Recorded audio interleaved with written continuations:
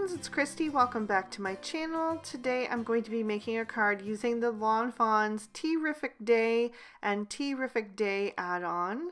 So I've stamped those images in Lawn Fawn Jet Black ink on Spectrum Noir Ultra Smooth Premium White cardstock, and I'm going to be coloring with my Copic markers. I'm starting with this adorable lady hedgehog, and I'm coloring her using E50, E51, and E53, laying in a shadow down her back with that E53, also on the bottom of her body and the bottoms of her legs and arms, and then blending out with the E51, and then I'll come in and fill in the rest of her with the E50.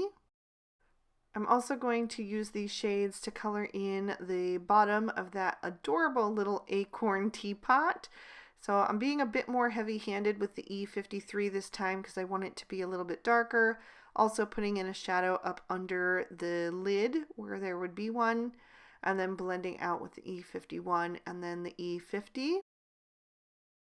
I'm also going to do the white parts of my fox using just those lightest two shades.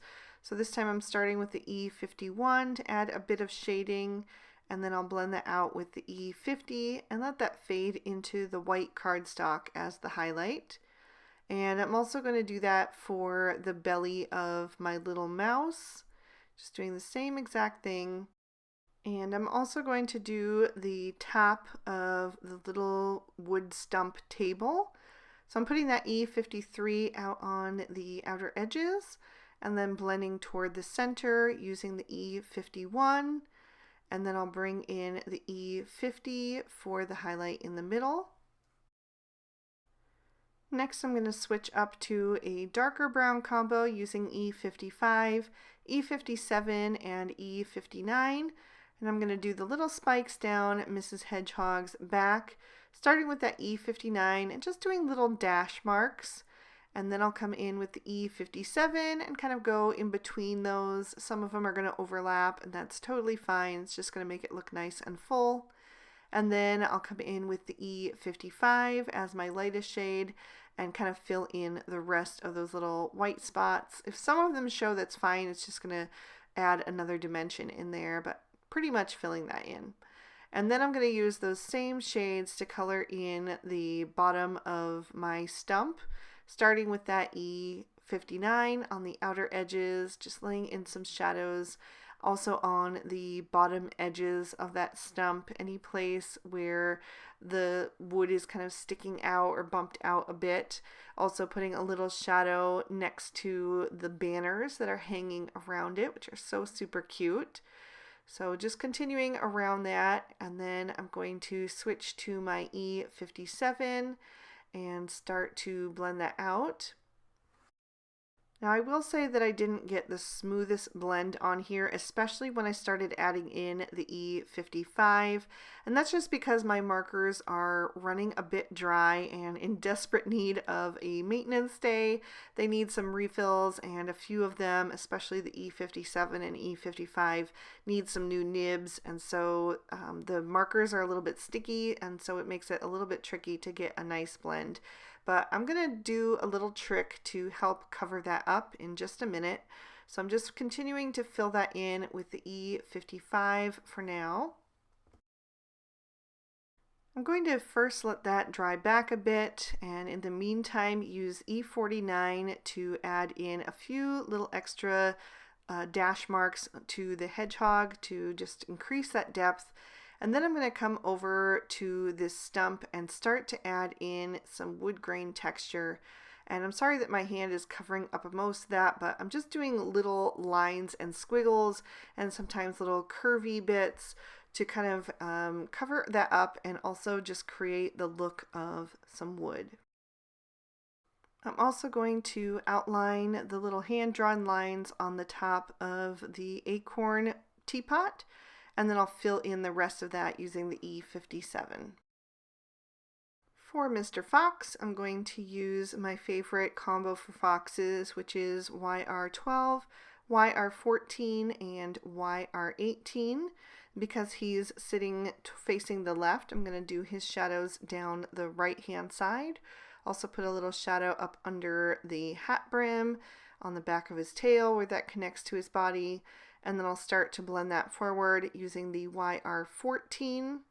Sometimes I leave the feet to be white, but for today I decided to just keep them orange because there's a lot going on in this little scene anyway with all of these adorable, sweet little details. So I decided to just keep the coloring of the critters a little more basic.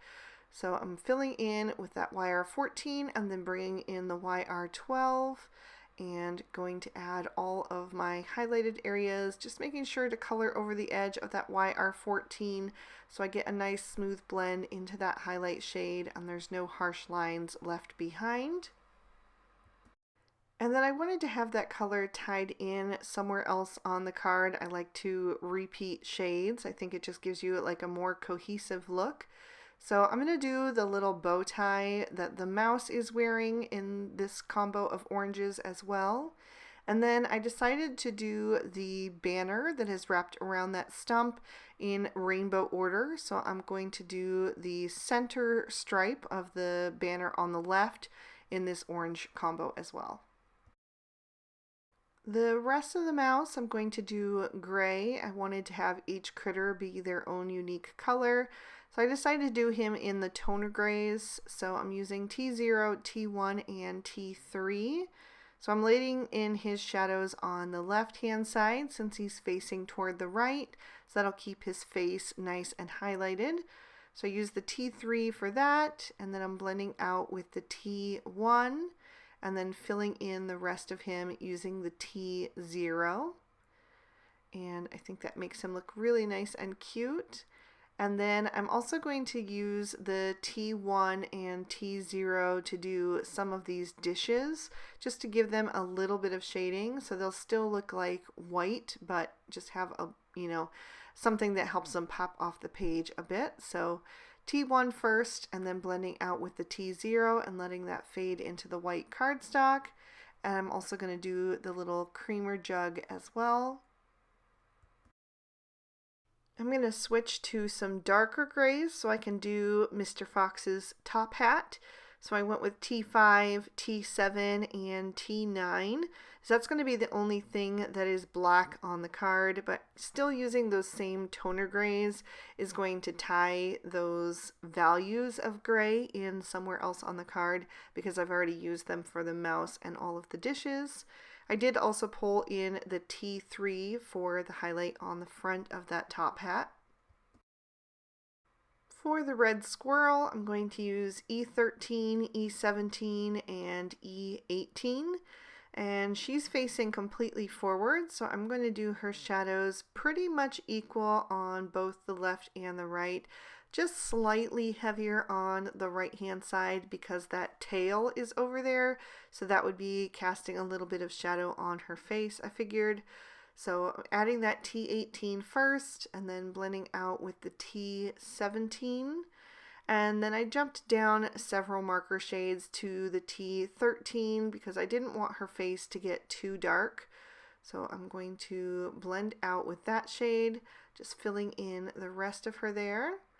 All her belly and the tops of her feet, and then also her little fluffy tail.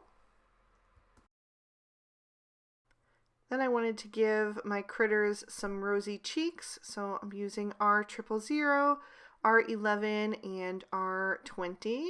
And I forgot to wait until I'd colored the bird, so I'm just going to go ahead and add them in now. And I'm going to color her in a light enough shade that it's fine that I did it first. You'll still be able to see that blush on her cheeks. So I'm doing the R20 first, then the R11, and then the R000. But on the red squirrel, I knew that the R20 wouldn't be dark enough, so I started with the R22, blended that out with the R20, and just left it as that. While I have those markers out, I'm going to do the macarons in R22, and then R20 and R11 for the lightest. And I shaded one of them on the left and one on the right just so I can put them on different places on the scene and still have my highlight in the center. And then I'm going to use the lighter 3 shades to color in the little treats that are on that stacked tray. So I'm using R20 first and blending out with the R11, and then a touch of that R00, and even leaving a little bit of the white cardstock showing for that as well, so they can just look really delicate. Then I'm going to switch to R22, R24, and R29. I'm going to do the filling on the slice of cake and the little cherry on top, and then I'm also going to do the filling inside the macarons, and I'm going to do the other two stripes on that first banner. So I use the R29 first, blend it out with the R24, and then use the R22 for the highlight. And I'll also do the hat band on Mr. Fox's top hat as well, putting the shadow on the right and the highlight on the left to match the hat. Next, I'll bring in some yellows. I'm using Y11, Y13, and Y15, and I'm going to do the majority of the next banner with these yellow shades, just leaving the little polka dots. And then I'm also going to do the center of the flower on Mrs. Hedgehog's hat, and I'm going to do the butterfly. I'm just doing the Y15 at the center and then blending out toward the ends of the wings with the lighter shades. My green combo is going to be YG11, YG13, and YG17. I'm going to use the darker two shades to color in the polka dots on that banner, and then all three shades to do Mr. Fox's bow tie. Then rather than blue in my rainbow, I'm going to do aqua next. So I'm using BG10, BG11, and BG13. I'll do the top and bottom of the last banner with these shades, putting the BG13 on the outside, blending toward the center with the BG11 and then the BG10. Also use the BG10 to add a little bit of color to Mrs. Hedgehog's flower so it looks like a daisy. And then I'll use all three shades to color in the bird, putting that BG13 on the left since she's facing toward the right, and just blending toward that left-hand side with the lighter two shades. And I'll do the flower on Mrs. Squirrel's hat with BG13. I went back to YR18 for the bird's beak, and then I'm using E000 and E00 for Mrs. Hedgehog's hat, so it can be like a pale straw hat, and I also use that for the cake layers. My last combo is going to be purple, and I'm using V12, V15, and V17. So I'm going to do the hat band for Mrs. Hedgehog, and then I'm going to do the flower on the bird's head. I'm going to do the final stripe on that last banner, and I will also do Mrs. Squirrel's entire hat in this purple combo. Once I'm done with that, I'll go over the eyes of any of the critters who have their eyes open with a black Sakura Jelly Roll pen, just to make them nice and bright and shiny again, and then I'll trim all of these images out with their matching dies. For my background, I'm using a piece of Bristol Smooth Surface cardstock and the Cloudy stencil from Lawn Fawn. I'm going to add some Salvage Patina Distress Oxide ink and go right over the edge of that to create a nice cloudy sky for this adorable little tea party scene to take place outdoors. So I'm just blending that color up, adding more pressure as I leave the stencil, and then softer pressure as I go up that panel so it gets a nice fade from dark to light. Then I'll turn my stencil and continue making sure that I get a unique cloud formation each time.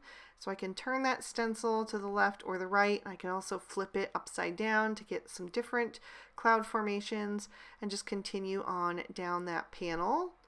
Once I've filled it up with as many clouds as I want, I'm going to add some splatter details by pressing some ink onto an acrylic block. I'll water that down with a little bit of water from a distress sprayer, and then I'm going to splatter that all over the background to give it a bit of movement and interest. Then I've got another piece of Bristol that I trimmed down using the grassy border, and I'm going to add some Mowed Lawn Distress Oxide ink to that, but I'm going to kind of press down below that grass line and then swipe up because I don't want those little delicate grass bits to get bent. So I'm just adding that color at the top, and then I'm going to switch to some Twisted Citron, and I'll blend that on at the bottom to create a little bit of a variation in shade, so it gets a little bit lighter down there. And there wasn't quite enough contrast on there for me, so I just went back to that dauber that had the mowed lawn on there and pounced a bit more of that ink at the very top. And then I'm also going to do some splatter detail on this grass, so I'm pressing that mowed lawn onto that acrylic block and just tapping that off the edge as well, creating some nice small little dots. Then I'm going to set these two panels aside to dry, and in the meantime I'm going to work on my sentiment, and I wanted to turn this into a birthday card, so I'm taking the word birthday from the Reveal Wheel sentiments and adding that into the rest of the sentiment from the Tea-riffic Day, and I'm stamping that down in Lawn Fawn jet black ink again. I just used my stamp chamois to clean those off since they have a Tea-riffic part was a brand new stamp set. So I wanted to just clean off any residue from the manufacturing process, and then I stamped that down in a line. And then I'm also going to create an insert for the inside of my card, and I trim that down using the outside in Stitch Rectangle Stackables. I'm going to stamp in bubblegum ink, and I'm using the It's Time to Party and the other little bunny and the cake from the Tea-riffic Day add-on. Now I'm ready to start assembling, so I'm going to take that insert and glue that to the inside of a sugar plum card base. So I just cut that down to be a standard A2 size card with a top fold. It's 4 1/4 tall by 5 1/2 wide. And I also used the outside in Stitch Rectangle Stackables for my focal panel. So I just glued the grass to the cloudy backdrop, and then I added some foam tape to the back of that panel so it would be really well supported when I send this in the mail. I peeled off those release papers, and then I'm going to center that on the card so I get an even border of that purple cardstock showing on all 4 edges. And then I can bring in my images. I'm going to start with the little stump where the party is being held, since that's going right in the center of my scene. And then before that glue is dry, I'm going to add my squirrel and my mouse because they are going to be tucked behind that as if they're sitting up on stools behind that stump. There are some little mushrooms that you could use for stools that are included in this set, but I knew they would be completely hidden behind the stump, so I didn't bother to color those. But I'm going to take Mr. Fox next and add him over on the right hand side, kind of in front of that stump a little bit. And then on the left we will have Mrs. Hedgehog. And then I can start adding in some of the accessory images. So I'm going to start with this tray of little goodies, since that's the tallest one, and add that kind of between Mrs. Squirrel and Mr. Mouse. And I wanted Mr. Mouse to be holding one of those macarons, so before that is dry, I'm going to just lift that up and tuck one of those into his little paw. And I adjusted that tray over to the right just a little bit so it would be more visible. And then I'm going to take some of these other little images. I've got the acorn teapot. I'm going to add that over on the left on top of that stump. And Mr. Fox is going to be holding the slice of cake, so I'll just put that in his paws. I have a little teacup that I'm going to add to Mrs. Hedgehog's hands. So everybody kind of has their own little thing, so they all look like they're just having a wonderful birthday celebration here. I added the creamer to the scene, and I'm going to take the other little teacup and add that onto the table. And then I have that last little macaron, so that is going to go on there as well, just kind of breaking up those 2 white pieces with a little bit of that pink in between. Then I have the little bird, and that's going to go down in front. And then the tiny butterfly, I'm going to wait until I add my sentiment. So I've trimmed that down using one of the everyday sentiment banners. And I'm going to glue that down to the center of the card, right up there in the sky above our little celebration. And then I just needed to decide which side to add the butterfly to. But since the bird was a little bit more toward the left, I decided to add the butterfly on the right. And then I wanted to stamp the little trail for the butterfly. So I grabbed some hippo ink, and I'm just going to stamp that down right next to the butterfly. And then all that was left was to add a bit of sparkle. So I'm taking my favorite Stardust Stickles and adding it to the little sweet treats. So I put it on the ones that are on the tray. I also am going to put it on my butterfly. I'm going to put it on the hat band of Mrs. Hedgehog and the bow tie of Mr. Fox. And I also decided to add it to the center of the cake and the bow tie on the mouse, and then the little flowers on the other two, the bird and the hedgehog. I didn't bother with the squirrel's flower because it was behind that tray anyway. So there you can see how that looks when I tip it into the light. And there's another peek at the inside. This video will also be on the Lawn Fawn YouTube channel today, so if you'd like to watch it again, you can find a link to that down below. I also have links to all of the products that I used in case you want to pick up anything for yourself. Make sure that you're subscribed to my YouTube channel and that you've rung that notification bell so you're always alerted when I post a new video. And if you'd like to keep watching right now, here are 2 extra videos I thought you might also enjoy. I want to thank you guys so much for watching. I hope you have an absolutely amazing day. Bye-bye.